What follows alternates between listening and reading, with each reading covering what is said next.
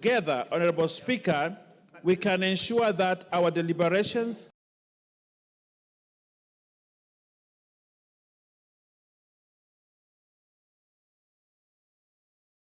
reflect the collective wisdom, values, and aspirations of our society. Members, let us come together not just as legislators, but as stewards of integrity and future of our motherland.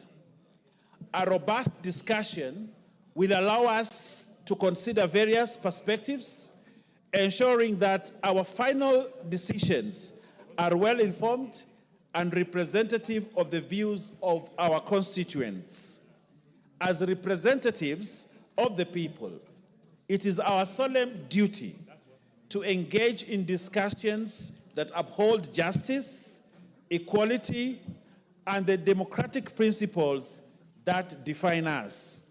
Notably, Honorable Speaker, this matter transcends party lines and speaks to our commitment to good governance, accountability, and fidelity to the Constitution and the rule of law.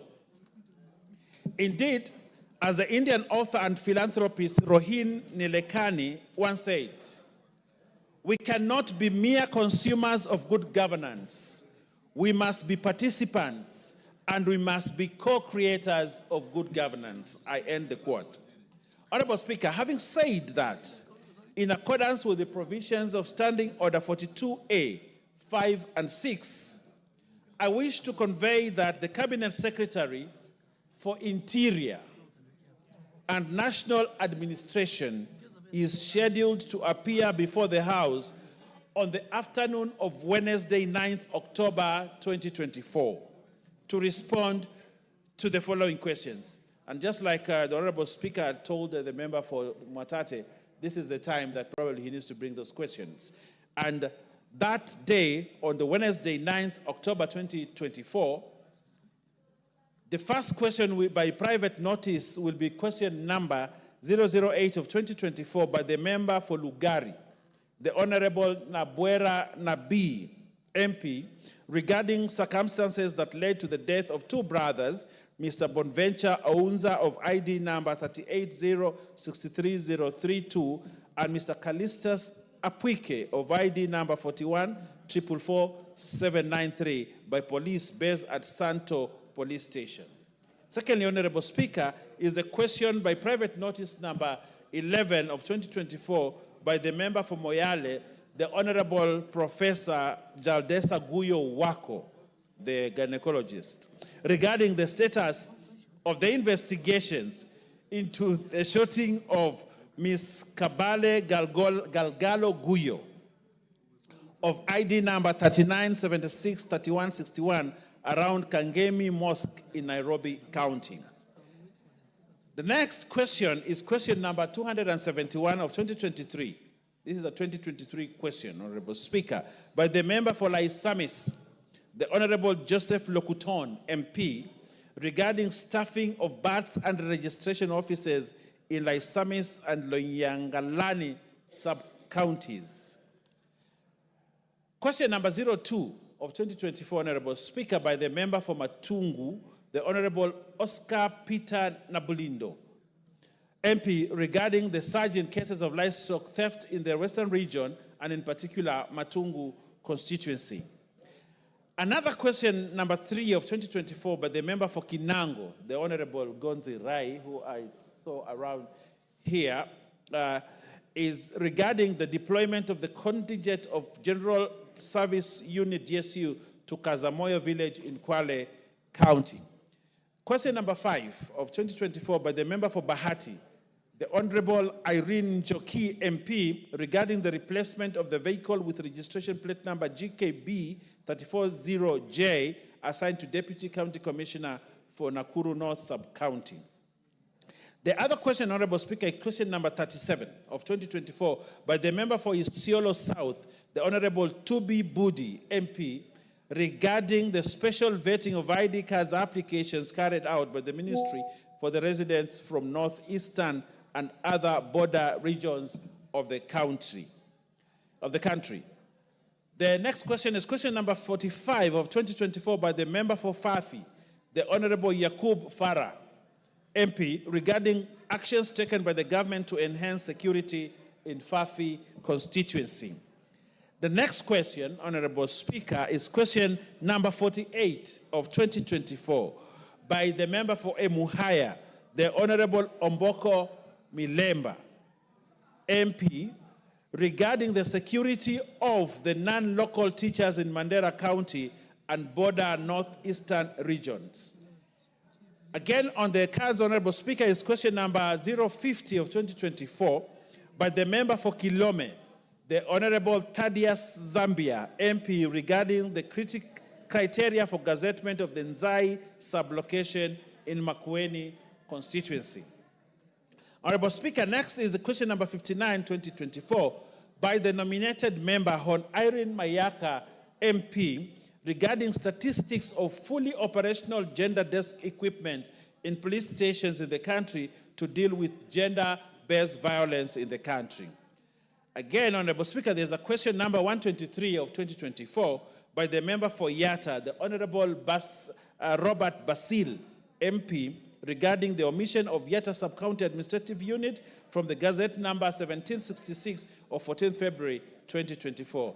I'm coming to the end, Honorable Speaker, and the second to last question is question number 124 of 2024 by the member for Kiambu, the Honorable Mashua Waithaka, MP, regarding delay in issuing national ID cards within Kiambu constituency. And lastly, Honorable Speaker and members, is question number 126 of 2024 by the member for Sigor, the Honorable Peter Lochakapong, MP, regarding the number and contractual details of the employees recruited by the United Nations High Commission for Refugees, UNHCR, to the Department of Refugees. Honorable Speaker,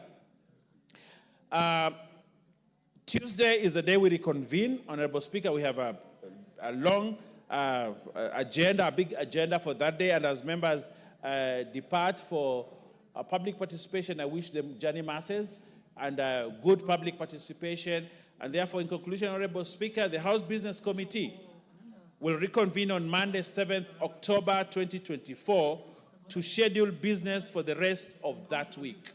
This is Monday, not Tuesday, Monday 7th, Honorable Speaker. So members of the House Business Committee be notified so that we'll schedule business for the rest of the week. I now wish to lay this statement on the table of the House today. Thank you very much, Honorable Speaker, and good luck. Thank you, Honorable Owen Bayer. Honorable members, we'll now go to questions. The Honorable Aden Bare Duale, Minister for Environment, or Cabinet Secretary for Environment, Climate Change, and Forestry, is already in the House. Welcome, Waziri. We'll now go to questions. In the interest of time, try to be as precise and concise as you can. Members, I'll only allow one joyrider on each question. No more than that. We'll start with the member for Alego Usonga, Honorable Samuel Atandi. You look surprised, Atandi? No. I'm not surprised, Honorable Speaker. Yeah. I'm aware that the Cabinet Secretary for Environment is supposed to come to respond to my question. Yes. So go ahead and ask your question if you are ready, or we move to the next. Honorable Speaker, let me get the question. In the meantime, you can go to the next question. I don't have the question ready. Question 105 of 2024, member for Chepalungu. Oh, thank you. Victor Koech Mandazi. Thank you, Honorable Speaker. I have the question. Mandazi, you are... go back to the bar and bow and come back.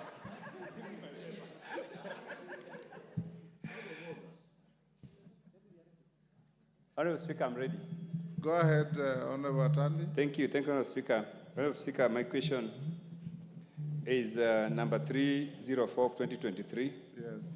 And the question is, One, could the Cabinet Secretary explain why the National Environment Management Authority, NEMA, issued a license for the construction of residential properties along Othaya Road, Kileleshwa on LR number 33734/338, despite the potential environmental impact caused by the developer. Number two, state why NEMA permitted the construction of the said building to proceed without public participation. Number three, explain why the developer has been able to continue constructing the said illegal structures even after repeated requests and petitions from concerned residents. Thank you, Honorable Speaker.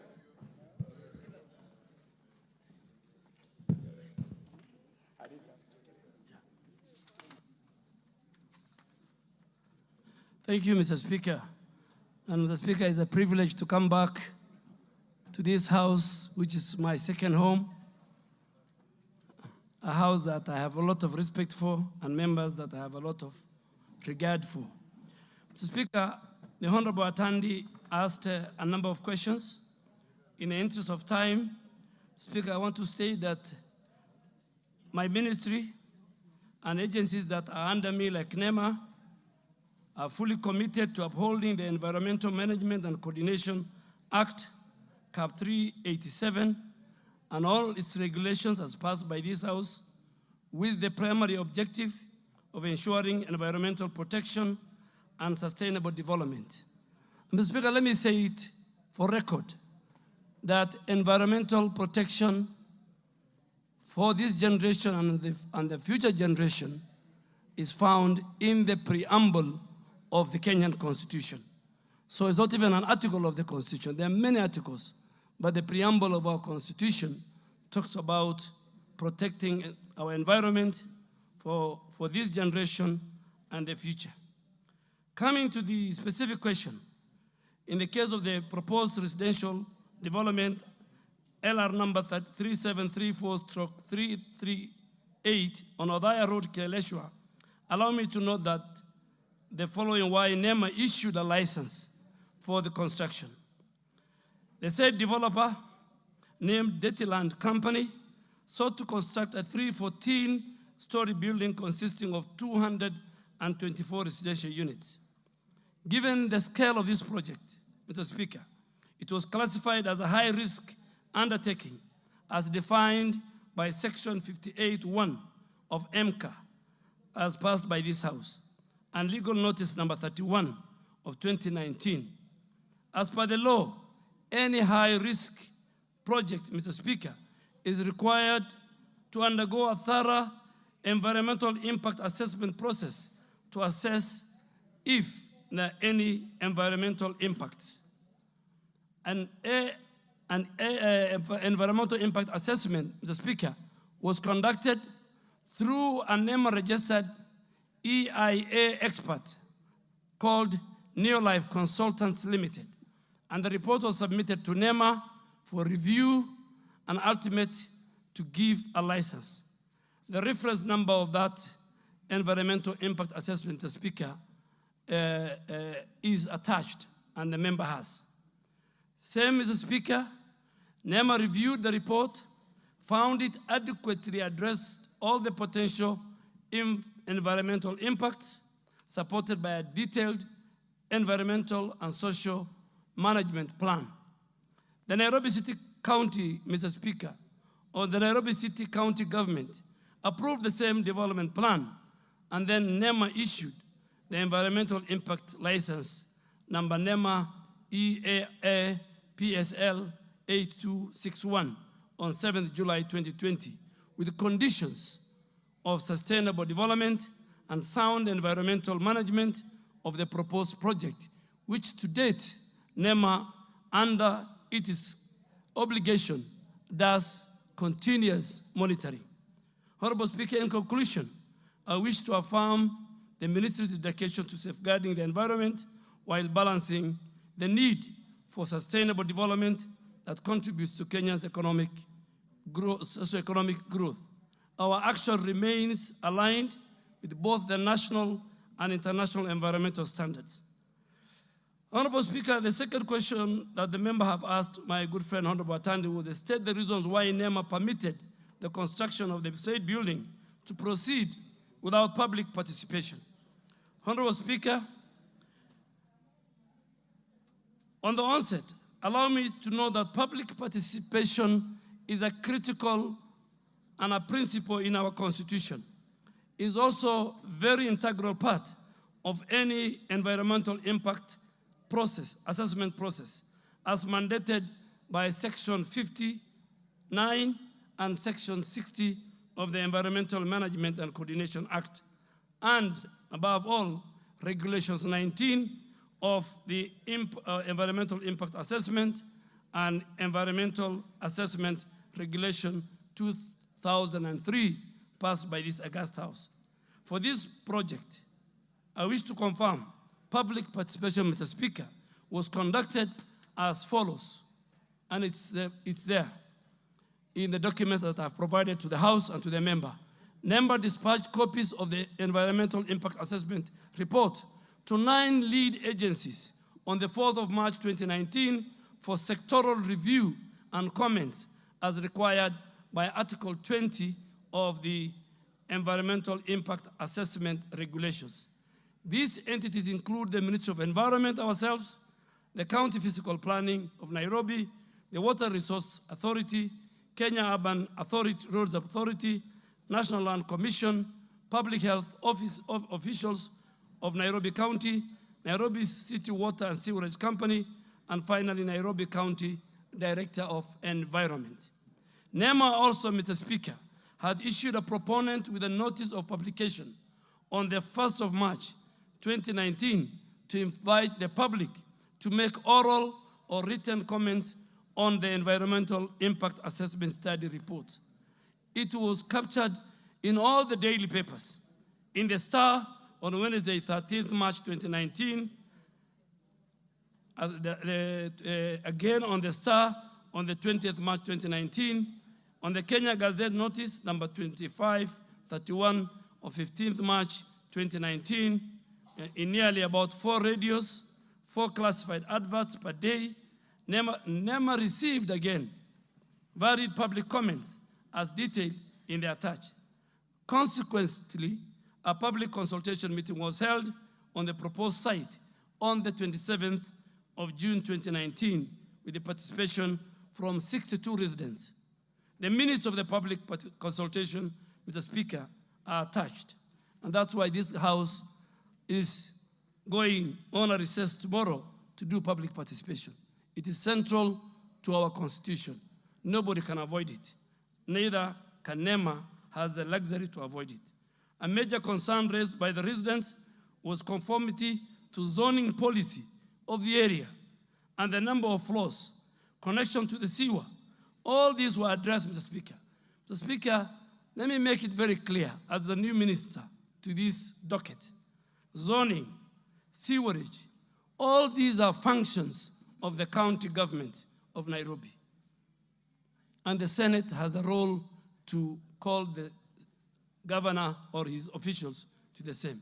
Speaker, in the view of that, I have just highlighted there was indeed meaningful public participation and information disclosure of the project. Question 3, Mr. Speaker, was why the developer has been able to continue constructing the said illegal structure even after repeated requests. Mr. Speaker, the construction has continued despite several petitions by some of the concerned residents. I am indeed aware that the residents have lodged petitions with NEMA and other government bodies. Residents were also advised to appeal for a tribunal independent evaluation on NEMA. Speaker, this House in its mandate in making laws and regulations has given the citizens recourse to appeal. If you are not happy with the NEMA decision, then you go to the NEMA Complaints Committee. If you are not happy, then you go to the independent environmental tribunal chaired by somebody of a standing of a judge of the High Court. And reputable institutions like Law Society of Kenya Mr. Speaker, have their representation. So the members were advised to go there, and the Speaker, since there was no court order, nobody has gone to the tribunal, nobody has gone for an independent evaluation of the NEMA decision. NEMA and the other agencies continue to monitor with the compliance with the environmental impact assessment. Mr. Speaker, finally, I wish to reiterate the following. The Ministry through NEMA remains committed to ensuring all full compliance with the Environmental Management and Coordination Act and its regulations as passed by the House. Thank you, Mr. Speaker. Thank you. I think we're going to give one joyrider. Let me see. The Honorable Gitonga Murugar, member for Tharaka Nithi. Oh, you're on the intervention button. The Honorable Zamzam. Oh no, she's pulled it out. Yes, I was going to allow you after one joyrider. Then you can respond, but we can go to you directly if there are no people. Proceed. Thank you, Madam Speaker. Madam Speaker, let me say that the response by the Cabinet Secretary appears satisfactory. And given that also is new, I don't want to put a lot of pressure on him. The only observation that I want to make based on his response is that it appears these matters will be dealt more by the county government of Nairobi County Government is one that should take a lot of blame on this matter, because the initial concern was that that area is zoned and the buildings that are coming up are beyond the guidelines of the particular zoning. So it means that the Nairobi County Government has allowed these structures to go up beyond the guidelines of the zoning. But what I wanted to ask the minister is that these buildings are coming up and issues like drainage, the sewerage systems of the area have not been improved or expanded. Don't you think that as the minister in charge of environment, this is something that should concern you, that structures are going up, even 20th floor, yet these structures are also important. So are they not going to affect the environmental aspects of the county? And going forward, things like flooding, you saw what happened during the recent flooding. One of the issues that was raised is that we are not respecting the environmental orders. So I wanted to ask you, the minister, because you are new, and this is something that I know you are capable of addressing, can you tell us how you are going to address these concerns? Because that's the biggest problem. The other issues, as you have explained, we are going to see how they can be addressed by the county government of Nairobi, because it appears that the county government of Nairobi is also supposed to ensure some of this compliance. Thank you, Madam Speaker. Thank you. I think we can go to the next question. Honorable Luku, the time has gone up for that. You're a member for Chabalungu. You may go to your question, 105/2024. Yeah, thank you, Speaker. I would wish that the Cabinet Secretary before us today, I would like to read my question as follows. That could the Cabinet Secretary confirm the presence of Lalela Company Limited and Naraitoi Company Limited that are engaging in large-scale irrigation-based farming along Amalo River that is bordering Chepalungu constituency? Number two, confirm the allegation made by the residents of surrounding villages, including Chemengwa, Kinyanga, Kobalwa, Kosia, Kamosiro, Nogirwet, and Kamongil area, that the said companies are engaging in cloud seeding activities, resulting in alterations to the local rainfall patterns, with some villages experiencing a complete lack of rain throughout the year, despite other areas of the constituency receiving rainfall. Number three, Speaker, state the steps that the ministry intends to address the concerns raised by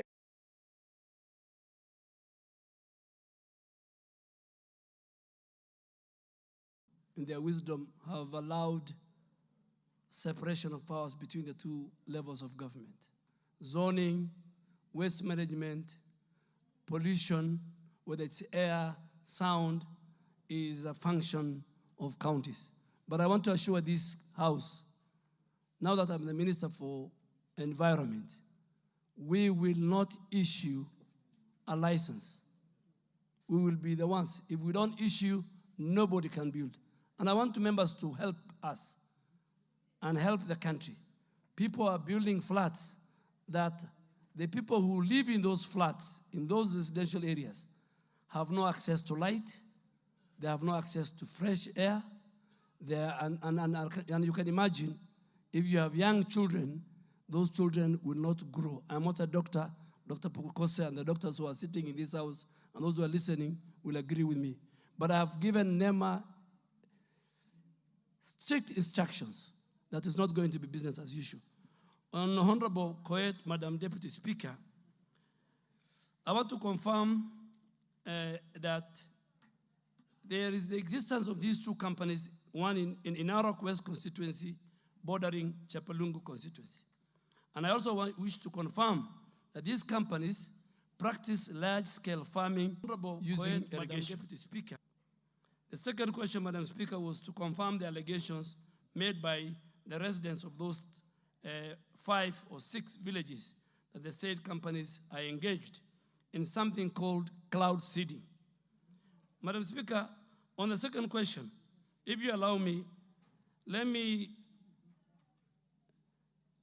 they're engaged in cloud seeding. Before I proceed, let me try to respond to this question and allow me briefly to explain to the House what cloud seeding is all about. Cloud seeding is where weather modification technique that changes the amount or the type of precipitation from the clouds in terms of rain. There has been research aimed at establishing whether this is viable, but all studies have shown that the input expenses are far more than the benefits. Madam Speaker, the ministry is not aware, through our meteorological department, that such entities are engaging in cloud seeding activities within the said locality. On the alteration of rain patterns in the area of interest, Madam Deputy Speaker, data available to us from the neighboring Longisa automatic station owned by Kenya Meteorological Department indicates that there has been an increase in the annual rainfall in that area totals as from 2018 to 2023, and I have attached the figure and the maps to this document, which I've shared with the members. Secondly, Madam Deputy Speaker, the member asked to allow me to highlight that what the ministry, through the Meteorological Department, has done. The Meteorological Department, the Kenya Meteorological Department, has recently installed automatic weather stations in Chapalungu constituency and all its environments. However, specific variability in the specific locations could not be established due to lack of data. Our ministry and our department will continue monitoring the data for analysis to draw adequate information, and I want to assure you, once we make a policy formulation, we will forward to address this issue, and we will not allow our communities to be aggrieved. Madam Speaker, the third question was the steps the ministry intends to take to address the concern raised by the affected residents. Honorable Madam Speaker, on the last question, allow me from the onset to commit and to state our commitment towards protecting the interests of our local communities. To this end, in addressing the concerns of the affected residents, I commit to do a follow-up with the Ministry of Water and its agency, the Water Resource Authority, to ascertain the abstraction of water from both River Amalo and River Nyangores, as mentioned. And we will report back to this house in very, very due course within 2 weeks. Further, going forward, we hope that by the enactment of the meteorological bill, which is before the House, the meteorological department will have the powers to regulate weather-related activities in the country. Thank you, Madam Speaker. Thank you. Before I allow one interjection and then the owner of the question to confirm whether he's satisfied with the answer by the Cabinet Secretary, allow me first to welcome very special guests who are seated in the Speaker's Gallery from Kisii County. Mr. Moega Onchweri, Mrs. Moega, Wakili Wycliffe Moega, and for Claire Ombati. And I think I'll allow the Honorable Osoro, Sylvanus Osoro, to welcome them on behalf of the National Assembly. He will explain. Chweri. Thank you very much, Honorable Speaker. Honorable Speaker, Mrs. I Moega. had to make this very, very special request, which is again unprecedented in this House, to welcome very, very special guests to me, because Mr. Moenga Onchweri picked me from the streets and took me to school upon the demise of my parents. This is a very special guest to me. It's a very emotional thing to me, because when he actually came where somebody had given me a small casual job of welding after I had dropped out of school, he picked me and decided to take me to school, back to school, educated me until I finished. And ironically, one thing that is very special, Honorable Speaker, is that this is the first time that Mr. Moenga is stepping his feet in Parliament at 78 years old. And when I made a request to this House, Honorable Speaker, and to the leadership of this House, they agreed to have them sit there so that they see what we do in this House and to see their product. But again, on the flip side, Honorable Speaker, I got surprised today when I welcomed Mr. Moenga that he also knows the Honorable Member for Kisii County, the Honorable Doris Donya Aburi. He also educated Honorable Donya Aburi, because they actually happen to come also from the same village. So he's a very, very special person. His dream to become a member of Parliament years back did not materialize for Nyaribari Chache constituency, but I've just told him that by me being member of Parliament and Honorable Aburi member of Parliament is actually a double victory. So, and that is why I made this very special request. Thank you very much, Honorable Speaker. Okay, thank you. Yes, the Honorable Donya Deris will give you 3 minutes. Madam Speaker, the beauty of Samaritans, I'm always talkative, but when I look at them, today I'm very humble.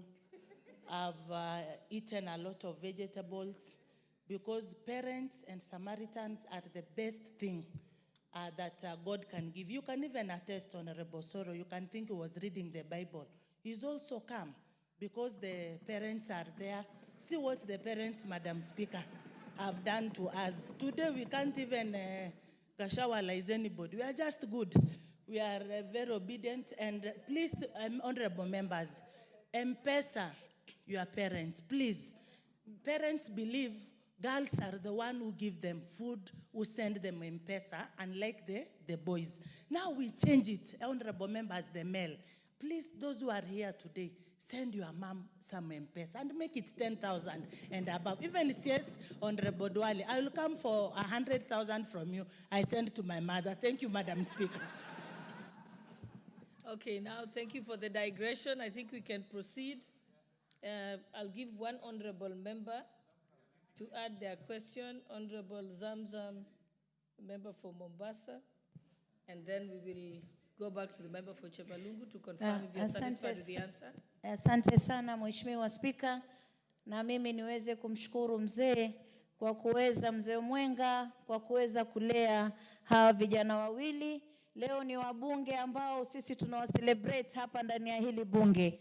Na mimi imenikumbusha sana mzee marehemu Yusuf Haji, na yeye pia aliweza kunisomesha, na ndio maana mnaona jambo lolote likija hapa la Nurdin Haji, yule ni ndugu yangu, lazima nitampigia upatu. Na sisi ambao tumetoka katika familia maskini, Mheshimiwa Spika, tukasomeshwa, tukanyanyuliwa na wale ambao wanatuonea huruma, siku zote sisi huwa na huruma, na ndio maana naona turudi kwenye jamii na tuwazidisha upendo kwa wale ambao hawawezi kujimudu katika masomo, na sisi pia tuweze kuwasaidia. Mheshimiwa Spika, nafikiri vile nimepata fursa kabisa nimuulize waziri wa mazingara, na niweze kwanza kumpongeza kuja katika bunge. Asante sana bwana waziri, tunakushukuru sana.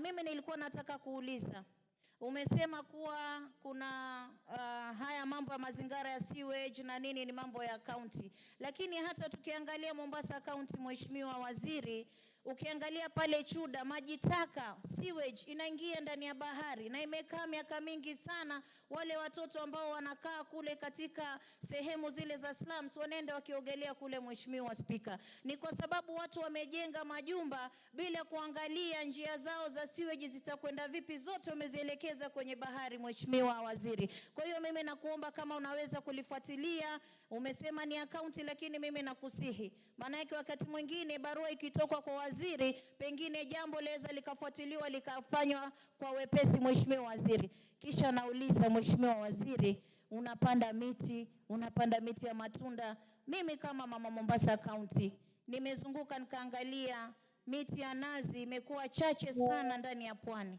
na kuomba kama mama Mombasa utuletee miche ya nazi ili tuweze kupanda kama matunda, na miche ya maembe iwe ni chakula na pia itaweza kuleta mvua. Asante sana Mheshimiwa waziri. Asante. Before I allow the Cabinet Secretary to respond to her brief question, let me allow the member for Chepalungu. I think Honorable Mugambi, I think the Speaker already ruled on this, that it will be one rider question and then back to the owner of the question. It's okay. Thank you, Speaker. While I appreciate the response from the CS, I would like to make him aware that it's also nice for him and his team to visit these particular villages that I talked about, because I'm the member of parliament and I know what happens. In a particular situation, I was attending a funeral in a village called Kabalwa. It was raining at Sigor town, but upon reaching Kapalwa, it was dry, or it was dust everywhere. And one MC by the name Henry from Kabalwa village really challenged me that whenever there is rainfall, whenever they see signs of rain from these particular villages that I mentioned in this particular question, the person who does irrigation or farming from the neighboring village, these particular companies, he told me in black and white that he normally comes out, shoots the cloud. Those were his local words. He simply told me that he normally comes out, shoots the cloud, and the next moment there is no rain in these particular villages. That's why, as a member, I took it upon myself to raise the question on their behalf. And equally, it is worrying to the effect that this particular data that you gave out, that these particular villages have seen an improvement in rainfall, it is totally wrong. I want to say this particular data is wrong as far as I am concerned, because I know these particular villages. The only time that these villages have received rainfall is when the entire country is receiving heavy rainfall. That is almost 1 year ago. But in normal situations where we see patterns of rain, these particular villages that I've mentioned here don't receive any volume or any rainfall at all. So while I appreciate you, I really want to encourage the ministry that you lead now to go back to these villages, get real information, and come back with proper data that will guide what you will do as a ministry, so that we see these particular villages benefiting from the rainfall, because it's dry. It's really dry when there is no heavy rainfall from the country. Thank you, Speaker. Thank you. Honorable Cabinet Secretary, do you have a rejoinder? Thank you, Madam Speaker. To the member for Chapalungu, Chapalungu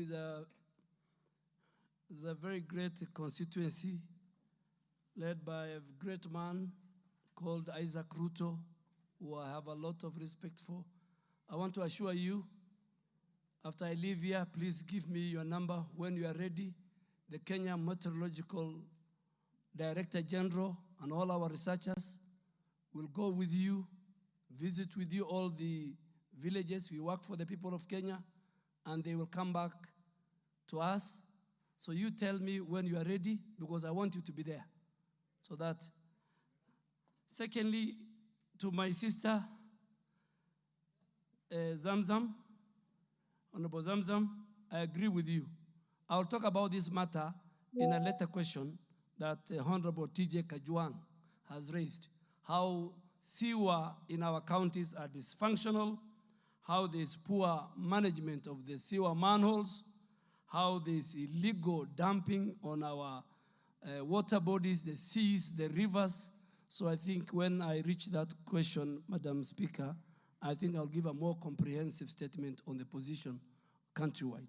Thank you. Okay, thank you.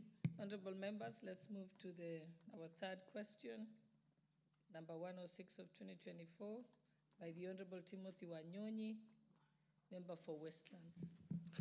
Thank you, Madam Speaker.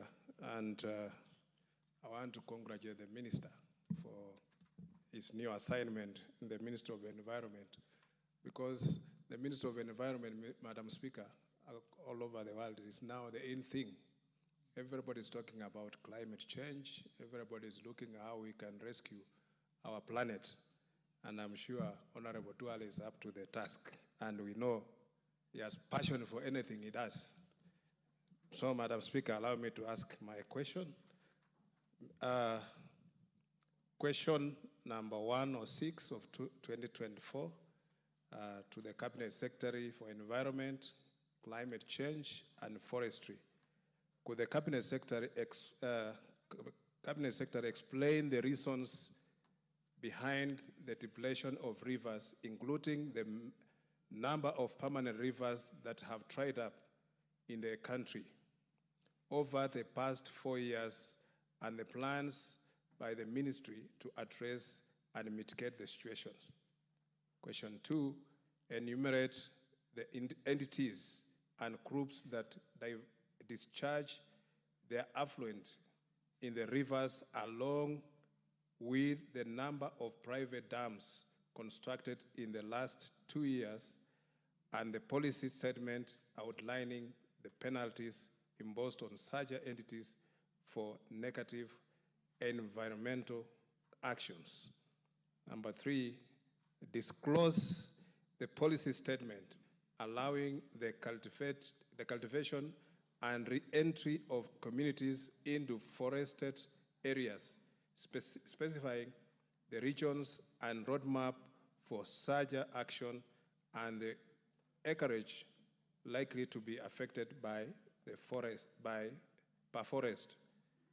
Question 4, outline the measures put in place to reclaim, safeguard, and sustain all riparian areas and vulnerable ecosystems within the country. Thank you, Madam Speaker. Cabinet Secretary, you may proceed. Honorable Madam Speaker, before Honorable Zamzam walks out, there's a question that she asked, I have forgotten, on the coconut trees. I want to confirm that I am here with the CEO of KEFRI. KEFRI and Carlo have developed a hybrid that is shorter and faster growing coconut trees. They are available in Mutwapa, they are available in Gede, in Kilifi, and we are ready. And also, Madam Deputy Speaker, the 15 billion tree growing initiative of President William Ruto in his strategy to restore our ecosystem. 30% of those seedlings are fruit trees. And I really want to ask members of parliament to help that strategy, take charge of the 30%, give to our rural women in our constituencies, our villages, and that will even first restore our ecosystem, our forest cover, and then help reduce poverty. Madam Speaker, coming back to the question by Honorable Tim Wanyonyi, a man I have respect for and has represented the people with disability in this house for a number of parliaments, is that it was the issue of river depletion is a critical concern that is on this government's agenda. Under the leadership of His Excellency the President, the government has made a concerted effort to address the causes, recognizing their far-reaching impacts on water resources, on the livelihoods of our people, and the future of our nation. Allow me to elaborate the main causes of this challenge, highlighting very few because the document I've provided to Honorable Wanyonyi and to the Office of the Clerk. One of it is deforestation and degradation of water catchment areas in very critical water catchment areas like the Mao Forest Complex, the Aberdare Ranges, Mount Kenya Forest, and all this has led to a significant reduction in the ability of these forests to regulate our river flow. For instance, rivers such as the Mara, the Sondu, and Njoro, which originate from the Mao Forest, have experienced decreased water levels due to deforestation, which I will again later address in another subsequent question. Two, the other thing that has affected our rivers is prolonged drought and erratic rainfall patterns due to climate change. Climate change is the current currency in the world. It is there, we must face it. You have seen the floods in Nairobi, you have seen the drought, you have seen the landslides. Climate change is a reality. And this has reduced river recharge and flow. Rivers like Athi River, Wasonyiro North River, which support a very critical ecosystem, support our communities, pastoralists, for water, their livestock, and for people, are among those which have been affected by this erratic and prolonged drought. And these changes have significantly led to significant reduction in water availability across the country. There is a third one is of over-abstraction and unsustainable water use for agriculture, for domestic use, and for industrial use is another big challenge. I want to give the example of Wasonyiro River, which flows through the arid and semi-arid areas. It has seen its water levels drop drastically due to excessive irrigation in the upstream areas. Similarly, Athi River is heavily tapped for irrigation and industrial use, contributing to what the member is saying, reduced flow downstream. Encroachment and human activity within our riparian areas is another factor that reduces the flow of our rivers. This has contributed to the degradation of the river ecosystem. The construction, agriculture, and urban development along the rivers like Nairobi River and Athi River have not only reduced their flow, but have also increased the pollution level. Madam Speaker, there is no Nairobi River. What we have in Nairobi River is sewage, is raw sewage, is polluted. And I want to assure you, speaking on behalf of President William Ruto, Nairobi River and all other urban rivers will not be the same again. The same river of London, Madam Speaker, At one time, it was a sludge. I am ready, as a minister, to take the prize. The president has given me all the powers. And I want the leadership of Nairobi County to work with us. We've started yesterday with the climate works.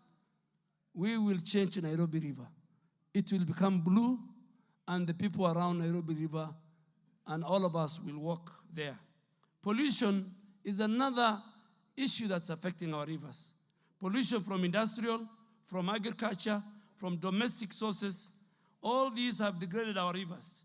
The Nairobi River is a perfect example of high pollution due to untreated industrial waste, sewage, and plastic pollution, further straining its ability to sustain constant flow of water, Mr. Speaker.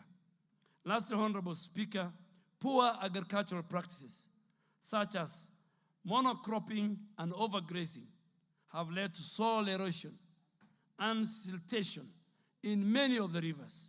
The Tana River, for example, the Kenyan largest river, is affected by siltation caused by deforestation and land degradation in its upper catchment. This reduces the river's capacity to hold water, leading to flooding during heavy rains. Go to Garissa County, go to Tana River, go to Lamu. As the river is entering the sea, the kind of siltation that you'll find on Sabaki Bridge. Honorable Speaker, allow me now also to highlight what mitigation measures is the ministry putting. One, we want to restore our water towers at the onset. The ministry is implementing the ambitious 15 billion tree growing presidential initiative to restore all our degraded ecosystem, including the water catchment areas, including the Mau Forest Complex, Mount Kenya Forest, Mount Elgon, Charangani, Aberdares. Restoration and forest protection will enhance water infiltration and will reduce service runoff, thus contributing to river restoration, in which Honorable team has asked. Mr. Speaker, to address climate change, the ministry has developed the third National Climate Change Action Plan 3, which was launched during the inaugural First African Climate Summit held in Nairobi in September 2023 by President William Ruto. And he today is the chair of African Climate Heads of State and Government. That coordinating of that national plan into a sectoral sectors, plans into many ministries and counties for implementation. For example, the Ministry of Agriculture is implementing what we call climate smart agriculture and other adaptation strategies to enhance water conservation. Mr. Speaker, finally, the ministry, through the National Environmental Management Authority, NEMA, we have enforced the protection of the riparian zones by removing illegal structures and settlements. This effort is very critical in ensuring that the rivers have adequate space to flow and recharge naturally. For example, the riparian cleanup and protection campaign along Nairobi rivers are ongoing, and it has started yesterday with the 10,000 young people under the Climate Works program that is initiated by our government. In another month, we'll add about another 10,000. Nairobi will have 20,000. Then we go to the other 5 cities, and by December, 139,000 young people in all our 47 counties and constituencies will be engaged. It's not a choice. Climate change is real, and we must have clear policies for climate mitigation and adaptation as a country. Mr. Speaker, Honorable Tim Wanyonyi also sought our indulgence to enumerate the entities that discharge effluent in the rivers and state the policy statement outlining. Mr. Speaker, when I went to that ministry, what I saw, I can't believe it. The people who pollute Nairobi rivers is not the informal settlements. The people who produce garbage are not in the informal settlements. They are found in the middle class. Me and you. Me and the member sitting here. The people who live in the informal settlements, what they cook is so little that they finish. The people who have a lot of garbage at their homes is the middle class in Kenya. So the informal settlements, pollution percentage is less than 1%. So who pollutes the Nairobi River? NEMA has mapped out over 101 industries, factories, apartments, slaughterhouses that discharge their effluent to Nairobi rivers. And the Speaker, I want to confirm, NEMA Director General is sitting here. He has no choice. He must comply with the law and the regulation passed by this House. He has already given them what is called restoration order. And on Monday, I'm meeting Kenya Private Sector Alliance. I'm meeting Kenya Association of Manufacturers. And I will tell them, if you are discharging effluent to Nairobi River, you either close and pack, or you find how you deal with that effluent in accordance with the MCA Act passed by this House. Mr. Speaker, NEMA, as I said, out of the 145 facilities and factories and slaughterhouses and apartments mapped out, 101 facilities have been listed by NEMA as having compliance issues as attached list, and that you'll find in Annex 1. NEMA has also issued restoration order to all the non-compliant facilities to ensure that they set up effluent treatment plants and they treat their waste water to meet the national standards under the Environmental Management and Coordination Water Quality Regulations 2006, passed by this House before discharge. The last question, Mr. Speaker, of Honorable Wanyonyi was to disclose the policy statement. Mr. Speaker, it's noteworthy that non-residential cultivation in public forest is governed by the Forest Conservation and the Management Act of 2016, passed by this House. This act establishes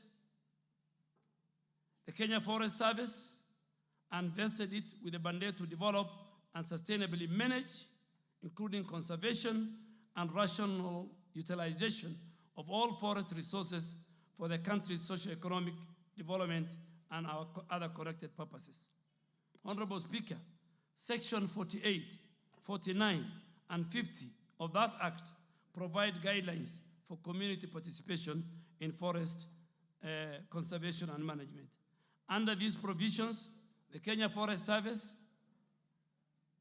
issued guidelines for non-residential cultivation and engage local communities. You cannot be in our forest as residential. Through the Community Forest Association, there are regulations where you can go cultivate, you can go graze in consultation with the Kenya Forest Service. But non-residential cultivation or residential cultivation, we will not allow. Our communities do a lot. They work with the Kenya Forest. Subsidiary legislation in forest, Honorable Speaker, most of Section 58, 1 and 2, community forest associations are granted the opportunity to engage in non-residential cultivation.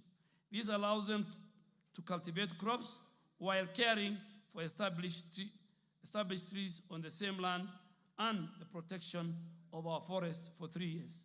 In 2020, Mr. Speaker, operational guidelines for implementing the plantation establishment and livelihood improvement scheme, known as Trees First Guidelines, was put in place, and this was to enhance efficiency and effectiveness of managing our forest plantation.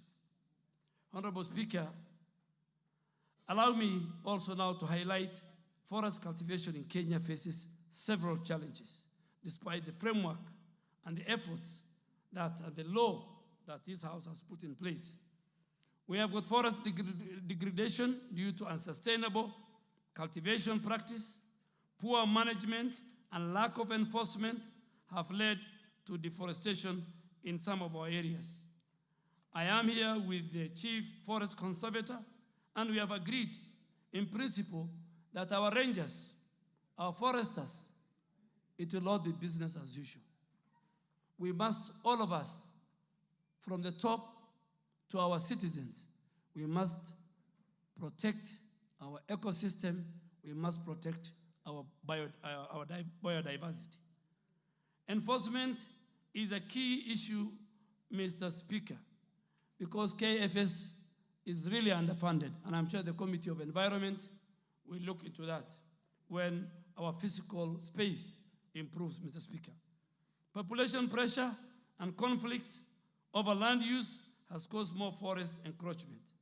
And finally, Mr. Speaker, communities involved in our engagement with Kenya Forest Service do not follow sustainable farming practices, which sometimes can lead to soil degradation, loss of biodiversity, and ecosystem disruption.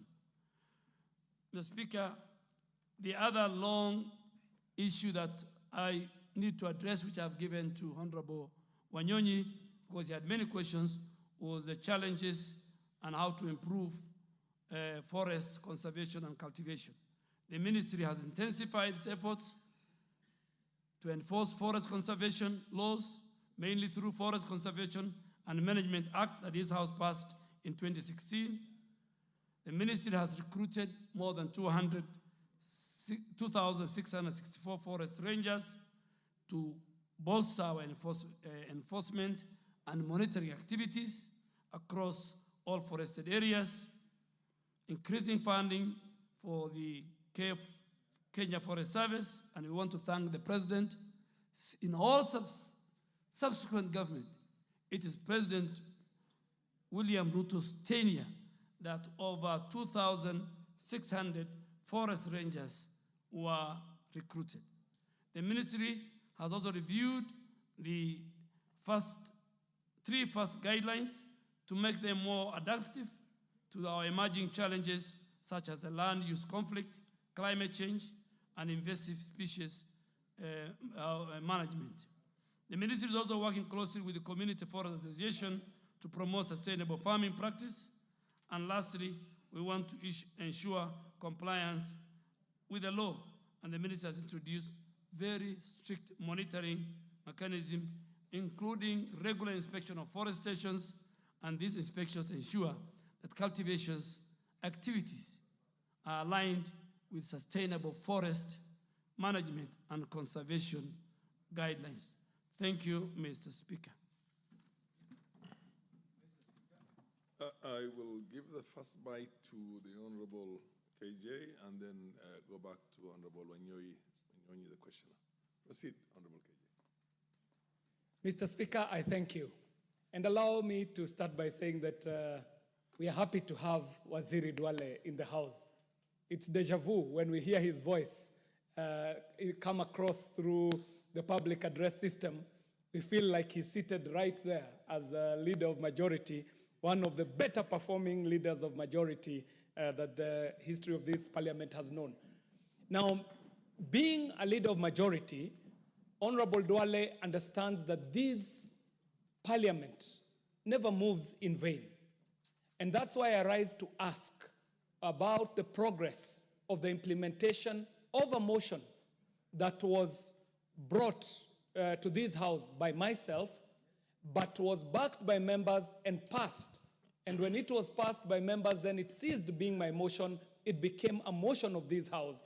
And because this House never legislates in vain, I would like to know, in connection to the reply that he's giving my neighbor, Honorable Tim Wanyonyi, in Nairobi City, we do not have space to plant trees. We do not have shambas. We do not have forests. So the motion was seeking to have the ministry implement tree planting along roadsides and along road reserves. This country constructs in excess of 600 kilometers of road per annum. These roadsides, if they became sites for tree planting, then Nairobi will get its fair share of the bite at the cherry in populating trees in this country. And so the target that the ministry has, Nairobi will be assisting in that target by planting trees along roadsides and road reserves. And this is not uncommon, Mr. Speaker, because previously, the Honorable Beatrice Elachi neighbors me. She will tell you that some roads that we share, when we were growing up, a road like James Gishuru, all the way from Wayakiwe to Dagoretti Corner, used to have a canopy of trees on both sides of the road. And during bloom season, during the jacaranda tree bloom season, it would be the most beautiful boulevard with purple flowers along that tree. Because, Mr. Speaker, when a road gets a tree canopy, it stops being a road, it becomes a boulevard. KJ, it's a question time. The question is... The chair has given you some leeway so that you can build on your question, but please ask the question. Yes, sir. Yes. Mr. Speaker, I do oblige, and the question is, what is the state of implementation on the motion that was passed by this House on the tree planting along roadsides and along road reserves in this republic? I thank you, Mr. Speaker. Fair enough. Tim Wanyonyi, you can ask a question, and then the minister the cabinet secretary will answer them together. Proceed, the Honorable Wanyonyi. Can you give him the mic, please? Thank you, Mr. Speaker. First, I want to appreciate the answer that the minister has given, very elaborate, and I know he means the things he has said, especially, Mr. Speaker, about the Nairobi River that is so polluted, and looking forward, Honorable Tuale, that we, as leadership of Nairobi, we are ready to join you, to work with you, to reclaim these rivers. Nairobi River never dries up. It runs throughout the year. And if it is saved, Mr. Speaker, it will even be giving people who live along that river fresh water and many other things to use it. So we look forward to Honorable Tuale for that implementation. And secondly, my other comment, there is a riparian area just outside Westgate Mall, which land that Honorable Ngilu, when she was the Minister for Lands, she helped rescue that land from land grabbers. And it's a riparian area, and we wanted to preserve that area to remain as it was. It was a very beautiful environment, vegetation, and all like that. But now, there are people who have